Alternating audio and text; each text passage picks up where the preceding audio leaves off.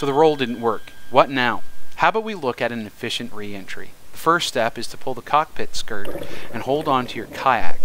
In our area of the world, we are susceptible to tidal currents, a lot of them. And our kayak, well, it's only in the water, but a couple of inches, so it's susceptible to wind. Holding onto your kayak and your paddle will ensure they stay with you.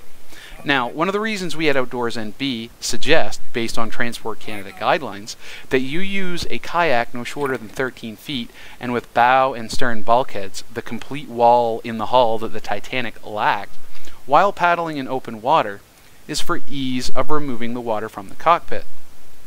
With bow and stern bulkheads, only the cockpit fills with water, allowing the swimmer to lift on the bow or the front of the kayak as gravity forces the water in the cockpit towards the stern or back of the kayak, where it hits the bulkhead located just behind the seat and falls out.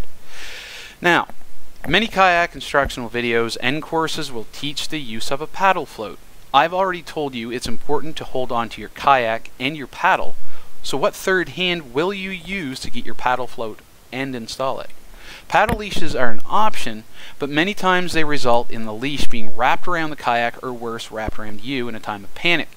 If you have your paddle with you the whole time, you can use it to brace with at any point on the kayak. A leash limits how far back on the stern you can access it. If bracing is a skill that we should all practice to increase our stability in the water, why not incorporate this skill into our re-entry? Sure, it'll take a little bit longer to learn this re-entry and practice the muscle memory to increase your kayak stability, but you're going to eventually have to learn this anyway. Why learn muscle memory with a paddle float and then have to relearn it with bracing? Using the bracing technique will actually help you with stability. It'll help you with your sweep roll.